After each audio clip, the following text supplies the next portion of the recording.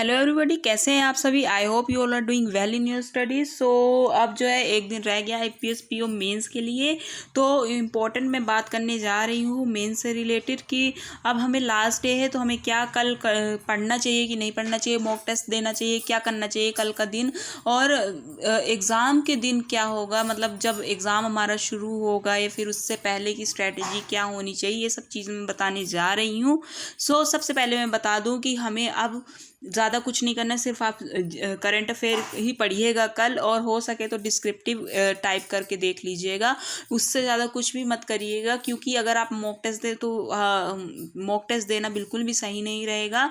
कल तो आप क्यों 3-3.5 घंटे बैठ कर के आप मॉक टेस्ट देने लगे तो वो मत करिएगा। सिर्फ थोड़ा बहुत करंट अफेयर रिवाइज करिएगा और डिस्क्रिप्टिव कर सकते हैं प्रैक्टिस। और रही बात अब परसों, तो परसों जिनका मॉर्निंग की शिफ्ट में है और जिनका 1 बजे की शिफ्ट में है, आफ्टरनून की शिफ्ट में, उन दोनों के लिए ये वीडियो है कि मॉर्निंग का शिफ्ट है तो आपको तो वैसे भी परसों कुछ टाइम नहीं मिलने वाला है, आपको तो डायरेक्ट एग्ज़ाम ही देना है। मॉर्निंग की शिफ्ट है, 8 बजे रिपोर्टिंग टाइम है।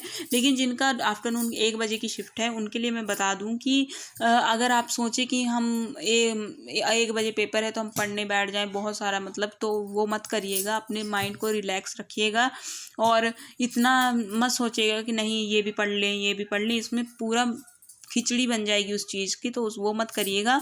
और उसके साथ साथ में एग्ज़ाम के टाइम में है कि एग्ज़ाम के टाइम पे वेन्यू पहुंचिएगा, और उसमें उस साथ साथ आप जब जो प्रेशर एग्ज़ाम से पहले होता है, जब वहाँ पर हमें थोड़ा वेट, जो बायोमेट्रिक वगैरह करके वेट करना पड़ता है, तो उसमें कुछ भी मत करिएगा। बस अपना दिमाग बिल्कुल शांत रखिएगा, कुछ भी किसी से बात मत करिएगा कि उनका प्री कैसे हुआ, मेंस कैसे हुआ, एग्ज़ाम के बारे में किसी से कुछ भी बात मत करिएगा, डिस्ट्रैक्ट मत होइएगा। बस अपना माइंड शांत रखिएगा और फिर उसके बाद जब एग्ज़ाम चालू हो जाए तो बस यही मेन जो पॉइंट है मैं आपको बता दूं कि आपने जैसे मॉक टेस्ट में अपना स्ट्रैटेजी लगाई थी कि आपको वैसे ही दिमाग में रखना है कि जो क्वेश्चंस हमसे हो पाएंगे, इजी इजी क्वेश्चंस पहले देखने हैं कि कौन कौन से ऐसे क्वेश्चंस है।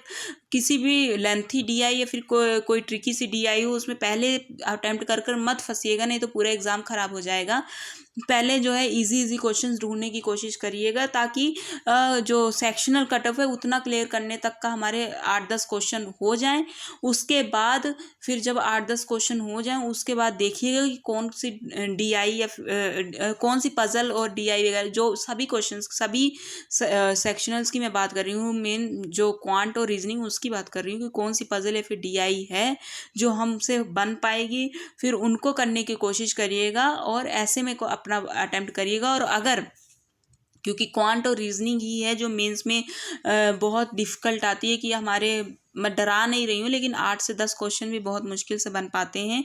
अगर ऐसी सिचुएशन हो जाती है तो पैनिक नहीं होना है, क्योंकि अगर किसी हमारे इतने बन रहे हैं तो ये सोचना है कि अगर टफ आया तो सबके लिए आया है, तो हमें बाकी जो सब्जेक्ट्स हैं उनमें नंबर्स फेच करने की कोशिश करनी, जैसे कि इंग्लिश हो गया। लेकिन जीए में तुक्का मत लगाइएगा, जीए में जितना आ रहा है उतना ही करिएगा, जीए में कोई भी रिस्क मत लेने की कोशिश करिएगा, जितना बन रहा है उतना करिए। ये मत सोचिएगा कि ये ख़राब हो गया तो इसको भी टिक कर देते हैं, उसको भी टिक कर देते हैं, इसमें नंबर शायद ज़्यादा है, ऐसा कुछ भी नहीं है। जितना बन रहा है उतना करिएगा। और इंग्लिश की बात है तो इंग्लिश बस अपना दिमाग लगा के देखना है। आरसी पहले मत उठाइएगा, पहले मिसलेनियस इंग्लिश के भी क्वेश्चन करिए, उसके बाद लास्ट में आरसी करिएगा और जल्दी से जल्दी करने की कोशिश करिएगा, यही है। और डिस्क्रिप्टिव की बात, तो डिस्क्रिप्टिव में टाइम वेस्ट मत करिएगा, कौन सेक्शन ख़त्म होते ही सीधे डिस्क्रिप्टिव स्टार्ट हो जाएगा। तो डिस्क्रिप्टिव में ये ध्यान देना है कि हमारी स्पेलिंग मिस्टेक ना हो, हमारा कंटेंट से हम इधर उधर ना भागें, बस जो कंटेंट है जहाँ जिस टॉपिक पे लिखना है उसी पे हम रहें, और जो भी लिखिएगा सोच समझ कर जल्दी टाइप करने की कोशिश करिएगा, ताकि हमारे जो वर्ड लिमिट है उतने तक हम पहुंच सके। और सेव करना मत भूलिएगा कि लेटर सेव करके, लेटर पहले कर रहे हैं तो उसे सेव करिए, फिर ऐसे सेव करिए, बिल्कुल किसी भी चीज़ में गड़बड़ मत होने दीजिएगा, क्योंकि छोटी से छोटी जो गड़बड़ है वो हमारा बहुत बड़ा नुकसान कर सकती है। तो इसलिए बस पैनिक नहीं होना है। और डिस्क्रिप्टिव में बहुत ज़्यादा शोर होगा, इतना कीबोर्ड का शोर इतना होगा कि हमारे मतलब माइंड में वो आवाज़ गूंजेगी, तो उस आवाज़ से डिस्ट्रैक्ट नहीं होना है। बस अपने जो आपको टॉपिक, जिस टॉपिक पे आपको टाइप करना है उससे बस ध्यान में देते हुए अपना ही सोचना है, और किसी भी चीज़ से डिस्ट्रैक्ट नहीं होना है। एग्ज़ाम पे जो 3.5 घंटे हैं वो ऐसे सोचने कि अगर ये 3.5 घंटे में हमारा अच्छा एग्ज़ाम हो गया तो हमारी ज़िंदगी बदल जाएगी, लाइफ बिल्कुल ही चेंज हो जाएगी, ये सोचना है। और जितना आता है उतना ही करिएगा, बहुत ज़्यादा टेंशन करके पूरा पेपर ख़राब करने की कोशिश मत करिएगा। क्योंकि अगर टफ़ आएगा तो कट ऑफ सबके लिए कम ही जाएगी, सबके लिए टफ़ आएगा कट ऑफ भी वैसी ही जाएगी। तो बिल्कुल भी पैनिक नहीं होना है। बस यही टिप, जो लास्ट टिप्स हैं जिस पे कुछ स्टूडेंट्स हैं जो पैनिक कर जाते हैं कि सभी चीज़ें करने की कोशिश करते हैं, जिसमें वो फंस जाते हैं और क्वेश्चंस में फंस के उनका जो अच्छा खासा अटेम्प्ट बन सकता था वो रुक जाता है। तो ये सब चीज़ों को ध्यान में रखकर हमें अपना एग्ज़ाम करना है। और मैं एक और बात बोल दूं कि अगर 8 बजे आपका पेपर नहीं है, 1 बजे है, तो आपको 8 बजे शिफ्ट का एनालिसिस नहीं देखना है। सबसे मेन बात है कि हम जो एनालिसिस देखते हैं तो हमारे माइंड में और प्रेशर आ जाता है कि किसने कितना अटेम्प्ट किया, क्या आया था क्या नहीं आया था, जिसकी वजह से हम अपना पेपर ख़राब कर देते हैं। तो ये चीज़ मोस्ट इम्पॉर्टेंट चीज़ है कि आप जो है मॉर्निंग शिफ्ट का एनालिसिस ना देखिएगा।